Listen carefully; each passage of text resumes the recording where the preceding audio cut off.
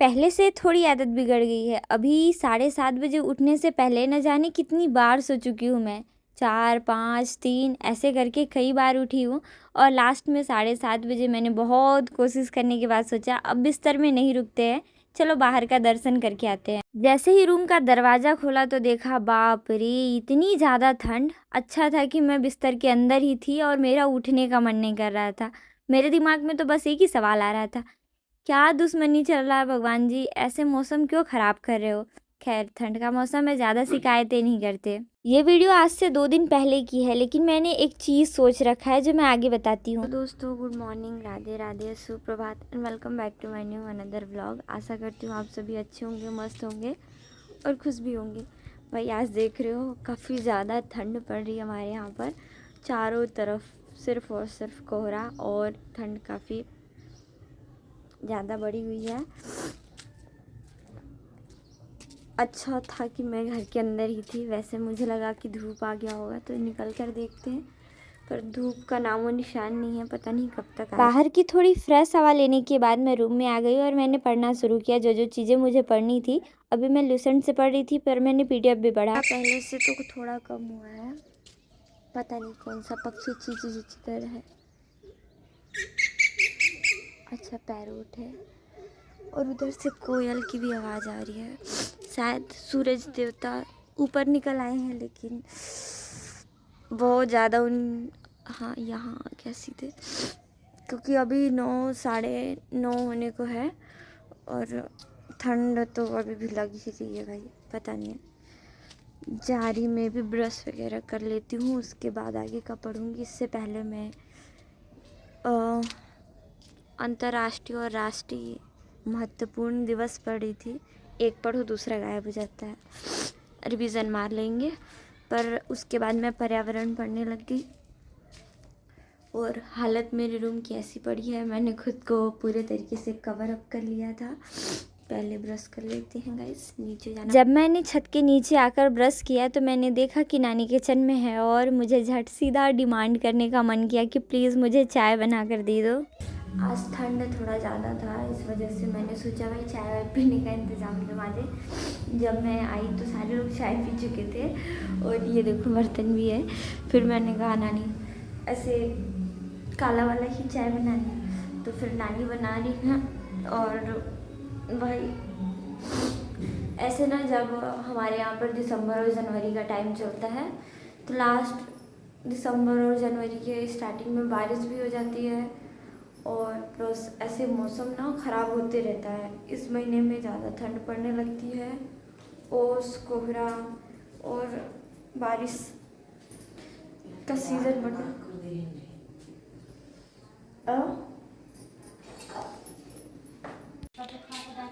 क्या कर रही है? कुछ तो कर रही है। मेरा ऐसा रोज़ का फिक्स नहीं है कि सुबह उठकर मैं चाय ही पीती हूँ, इसलिए घर पर जब भी मैं नीचे आती हूँ तब इन लोगों की रूटीन मुझसे बिल्कुल डिफरेंट होती है और मैं बिल्कुल परेशान नहीं करती। कभी कभी की बात अलग, या तो चीज़ें मैं खुद से कर लेती हूँ या फिर मैं किसी से करा लेती हूँ, जैसा कि आज मैंने नानी से कराया। मैंने अपने अंदर एक गलत चीज़ एब्जॉर्ब किया है कि शायद मैं बहुत ज़्यादा गुस्सा करने लगी हूँ और उससे कहीं ज़्यादा मैं बहाने करने लगी हूँ।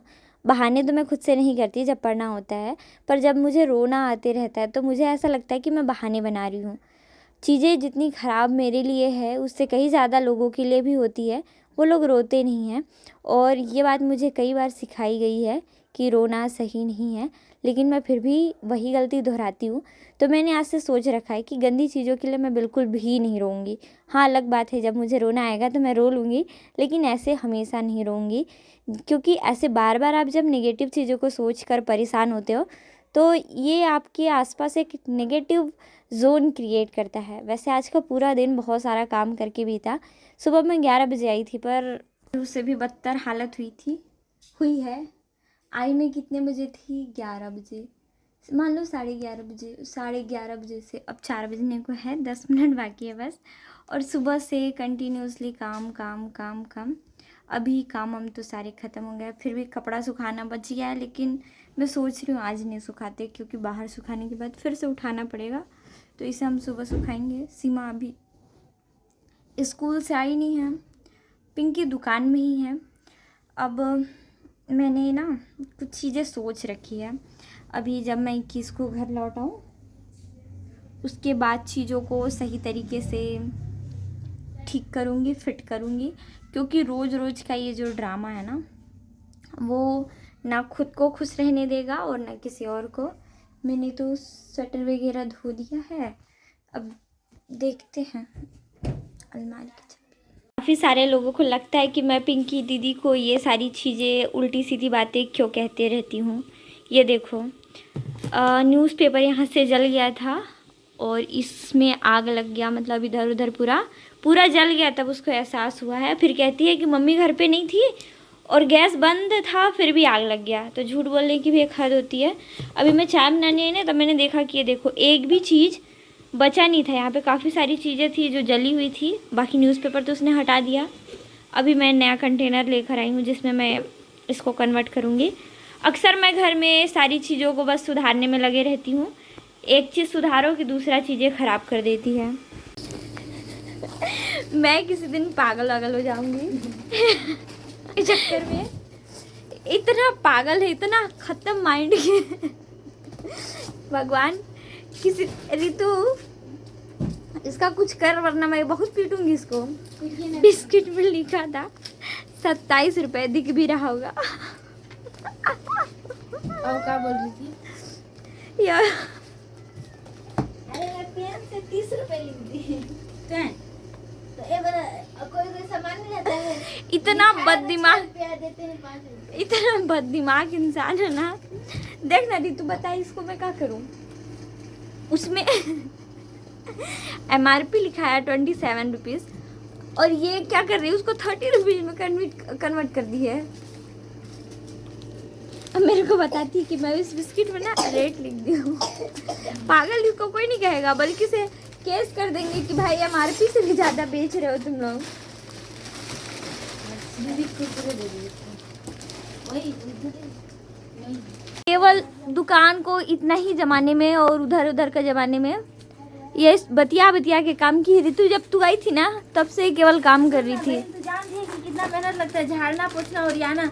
महिला को एक तो 2 बार से क्यों गिर गया था करके बाद। तो तेरे हरकत में गिरा है, नीचे जगह था। मौसी बोल दो, बाय बाय मौसी। Bye bye.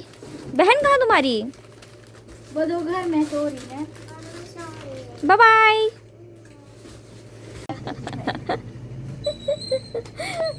तो तू भाई फैशन स्टोर में थोड़ा ना बैठी है कि बैठे बैठे पैसा छापेगी। किराने की दुकान में केवल 1 और 2 रुपए का ही प्रॉफिट होता है। ये कहती है मैं 1 रुपए में कमाने के लिए बैठी हूँ यहाँ पे।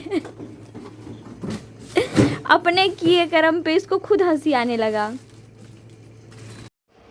तो गाइस, वैसे तो मैं 7-8 बजे जाने वाली थी, लेकिन 9:30 हो गया। मेरी भी तबीयत मुझे थोड़ी ठीक नहीं लग रही है, काफ़ी ज़्यादा सुस्त लग रहा है और मन भी नहीं कर रहा है। पता नहीं, मैं डाउट में हूँ। मेरा जो दूसरा फ़ोन है वो शायद सुबह से चार्ज हो रहा होगा और उसके अलावा तो वहाँ कोई भी ऐसी चीज़ नहीं है जो अव्यवस्थित है। हाँ, बिस्तर लगा हुआ है, बाकी और कोई भी चीज़ें नहीं है।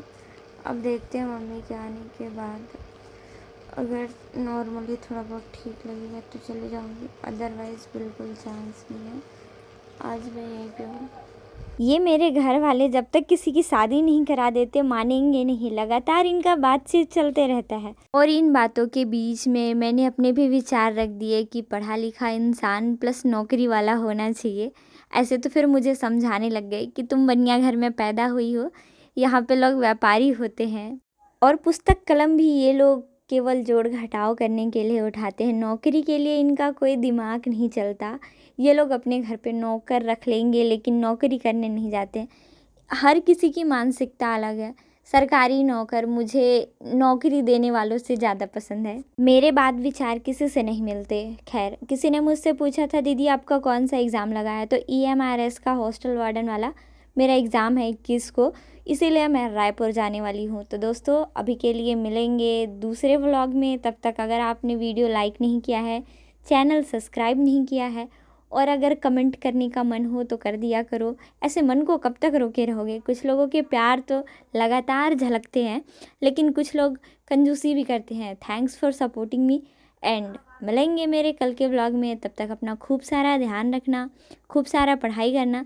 और हाँ, हर दिन आपको नेगेटिव वाइब मिलेगा, कभी खुद से, कभी दूसरों से और कभी तीसरे इंसान से, लेकिन चौथे इंसान की तरह आप इग्नोर करो और ख़ुद को सेफ़ जोन में रखो। एंजॉय करो, लाइफ आपकी है।